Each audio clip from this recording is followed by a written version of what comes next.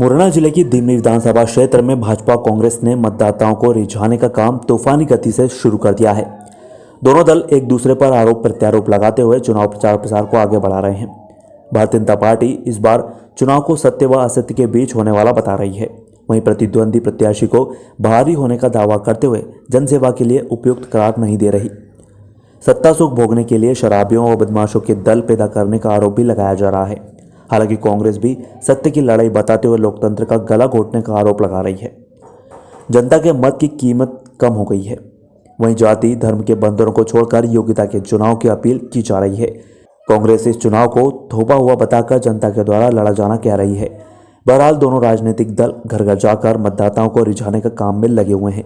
वहीं नुक्कड़ बैठकों के साथ ही अपनी अपनी उपलब्धियां भी बता रहे हैं। ये थोपा हुआ चुनाव है जनता पे। सही बात तो ये है 5 साल के लिए जनता ने विधायक चुना था और सरकार कांग्रेस की मैंडेट कांग्रेस को मिला था जनता का। इसलिए जनता में ये नाराजगी तो बहुत है कि उपचुनाव की आवश्यकता क्या थी, ऐसी कौन सी मजबूरी थी जिससे इस्तीफा दे दिया विधायक ने। और राष्ट्रवाद ये जंग तो है क्योंकि मैं 2 चुनाव लड़ चुका हूँ। मेरा जो पिछला एक्सपीरियंस है पिछले 15 वर्ष का, उससे मैं ये मानता हूँ कि ये चुनाव जनता लड़ रही है। पहले हम टिकट लेके आए थे, एक बार बसपा से एक बार कांग्रेस से, तो वो चुनाव हम स्वयं लड़ रहे थे और हमारे समर्थक लगे हुए थे। इस बार जनता चुनाव लड़ रही है। ये अंतर है बेसिक।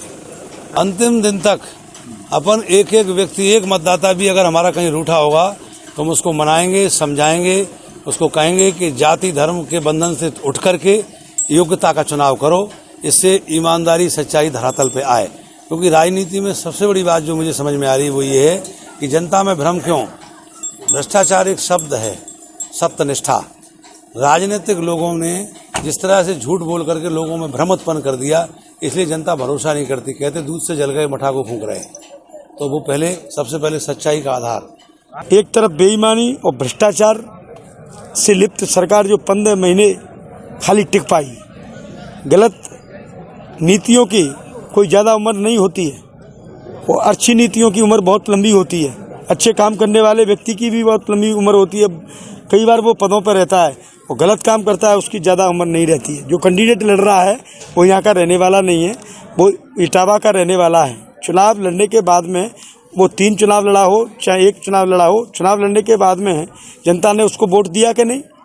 पहले भी 24,000 दिया, फिर उसको 42,000 वोट दिया। लेकिन 42,000 लोग और 24,000 लोग 2 बार जो चुनाव लड़ा, वो लोग उनको बेघर छोड़कर इटावा में अपना धंधा पानी करने के लिए, बिजनेस करने के लिए चला जाता है। यहाँ क्यों नहीं रहता है? जनता के बीच में क्यों नहीं सेवा करी? जनता के बीच में एक आंदोलन किया हो, जनता के बीच में धरना प्रदर्शन किया हो, जनता की लड़ाई लड़ी हो, जनता के लिए जेल गया हो, जनता के लिए कोई आंदोलन किया हो तो बताओ मेरे सामने। वो जनता का सेवक नहीं है, वो सिर्फ विधायक बनने का सपना देख रहा है और इस क्षेत्र को बर्बाद करने पर तुला हुआ है। आज हर गांव में उन्होंने शराबियों की एक प्राइवेट टीम बना के तैयार की है और वो गुंडागर्दी कर रही है। हम जैसे लोग, सीधे साधे लोग मारे जाते हैं, उनको प्रचार करने में भी दिक्कत पैदा कर रही है। लेकिन जनता सब समझती है। हम चुनाव में नहीं, हम 3 तारीख को मेरी जनता ऐसे गुंडों को जवाब देगी। मतदान के प्रयोग करके मत के अनुसार इनको जवाब देगी और बताएगी कि क्षेत्र में गुंडे की क्या हालत होती है।